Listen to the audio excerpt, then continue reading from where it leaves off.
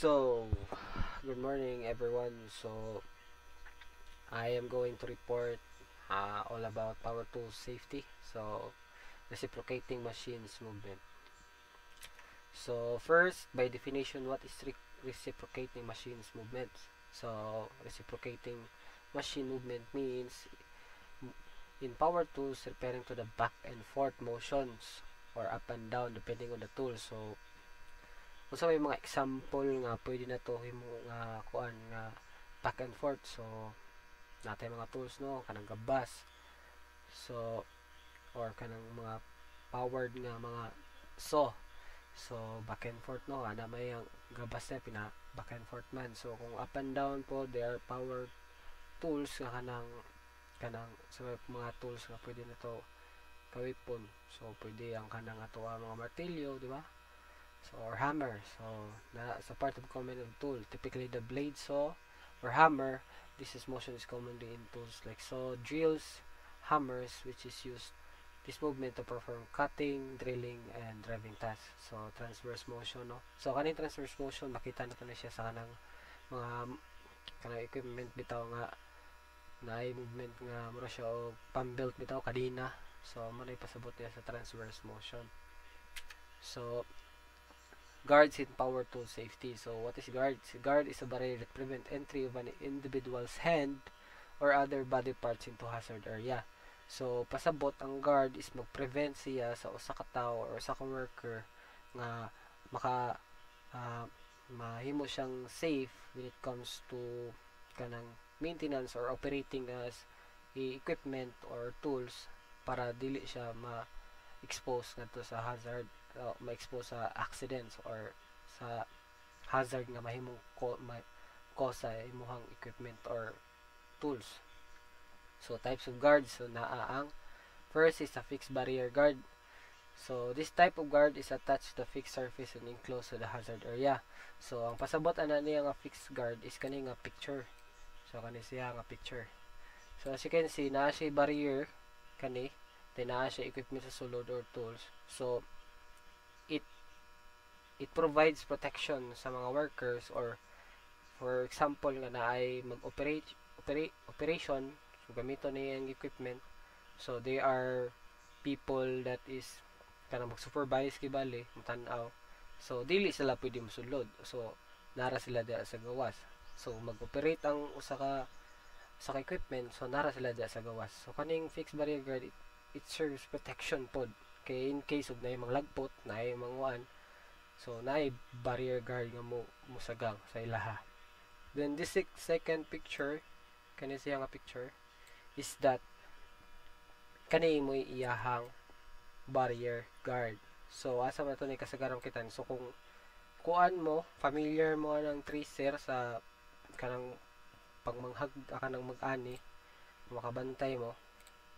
So kuan na siya no, mo na siya ang kanang pambelt na si pambelt sa sulod or ato na to sa atong may equipment usahin na uban diha kadina ang ilang gamit. So mo ni siya ang inspection panel niya, pwede nimo abrihon.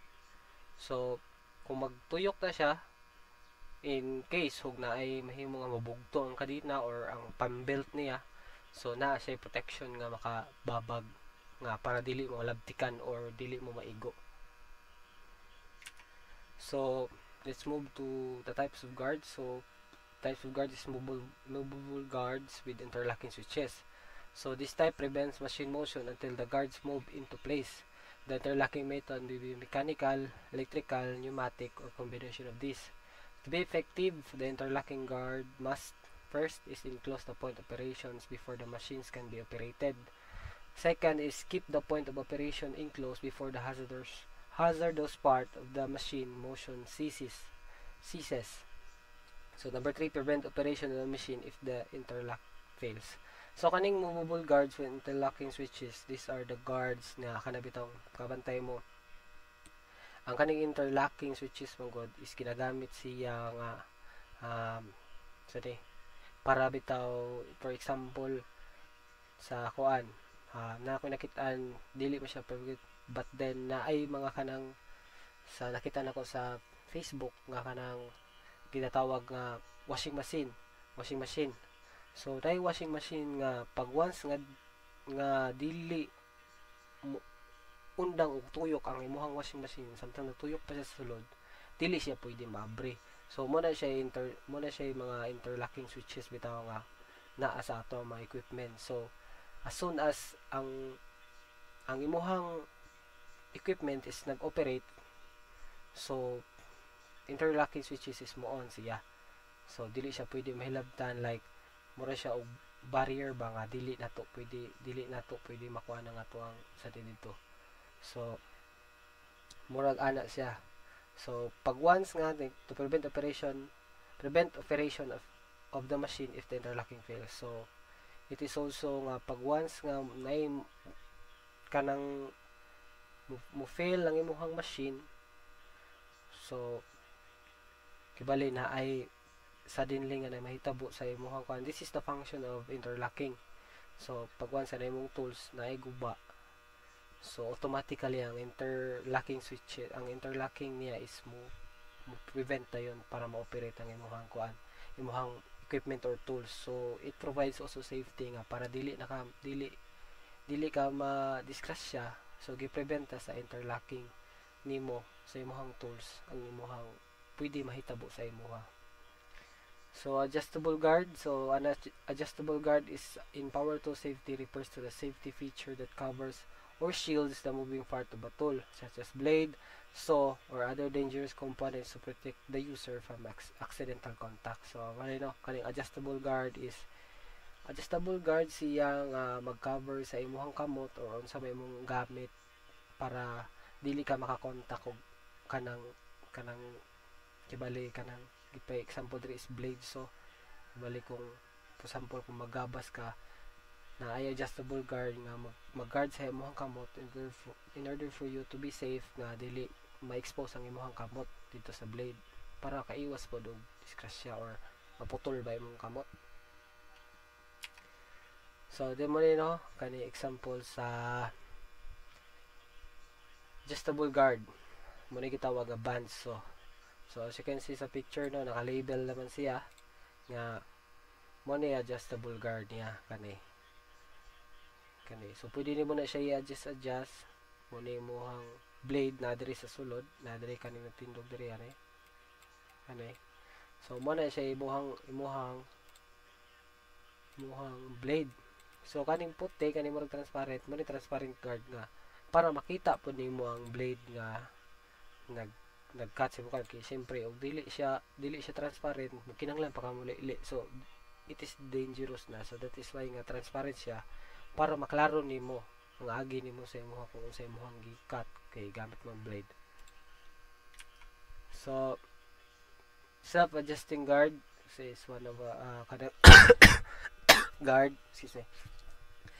A self-adjusting guard is a type of safety feature found in many power tools that automatically adjust to provide optimal coverage of tools' dangerous moving parts such as blade, wheels, or cutting components as tools is used. So kaning self-adjusting guards is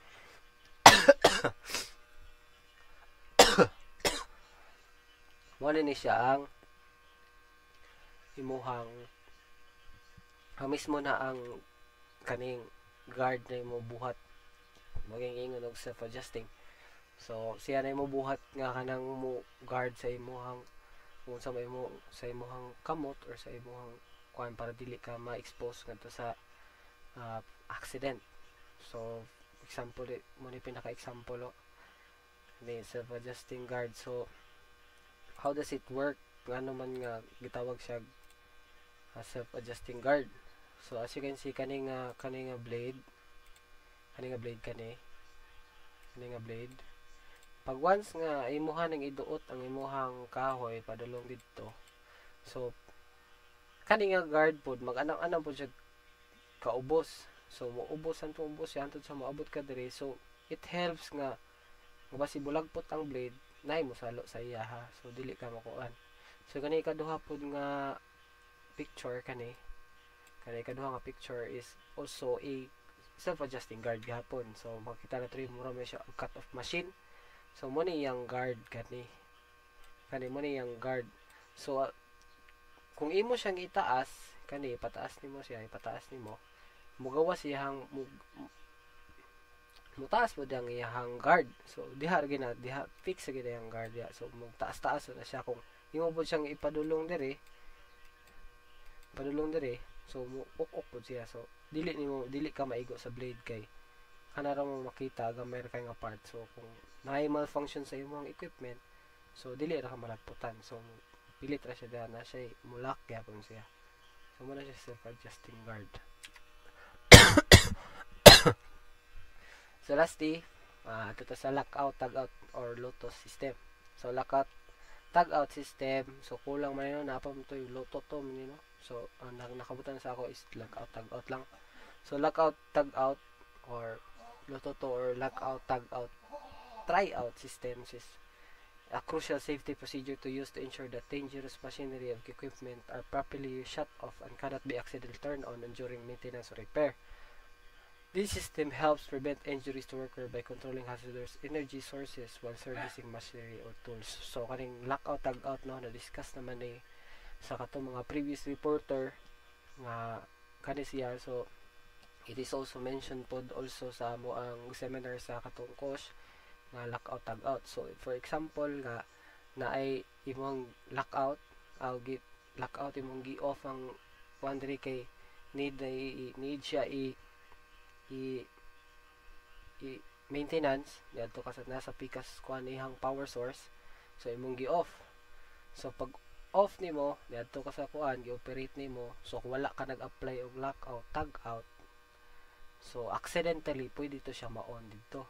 So pag operate mo og maintenance karon kay nakabantay nga nung off to wala nimo gi-apply og lockout tagout, so it can cause accidents kay iya tong iyon. So kurintihan tong kuan or maunsa man madisgrasya tong nag under maintenance. So very important ang lockout tagout system sa when it comes to power tools and safety, because lockout katong it means ka lockout ipadlakan, then tagout butangan nimo og tag. So kaning tagout is katuning mura bitong tagout ka under maintenance nga ibutang sa murag machine nga dili pwede operate kay na under maintenance. So lockout tagout electrical source. So mo ni siya no, lockout tagout electrical source is critical safety procedure to use that electrical equipment is properly de-energized and cannot be inadvertently energized during maintenance or repair activities. So it is very kanang sabotable lagay siya no. So sa lockout tagout, so ang atong mga electrical sources kinahanglan ginato siya ipang off sa atong mga plangka or mga so it is also a practice pod nga dapat pahibawon po nato ang ato mga tao. So mo to nga pahibawon nato ang ato mga tao nga under maintenance ni nga ipahibaw pod sa mga tao kung insay affected sa mismong electrical source nga pag off kay naay maintenance nga mahitabo. So, muna siya no, lockout tagout electrical source. Lockout, the process of physical locking electrical disconnect switch or circuit breaker to off position using a lock. So, muna siya giingon no, off siya tapos applyan siya og lock para kuan. Then prevents anyone from turning the equipment back while maintenance or repair work is being done. So, mo to kung giingon no, nga need siya og lockout in order nga dili siya ma-on o balik ma-accidentally on sa ibang coworker kay basig ma-on niya wala ni apply lockout kurintihan ka or madisgrasya ka. Then tagout, the process of attaching a tag, usually a warning label or tag. So matong gingon ganiha mura siya og sticker nga ipilit bitaw nga kanang pahimang no nga dili siya pwede i-on tungod kay under na maintenance. It carries a switch. This serves as visual indication that others that equipment is being serviced or should not be operated. So, mga siguro to. Thank you.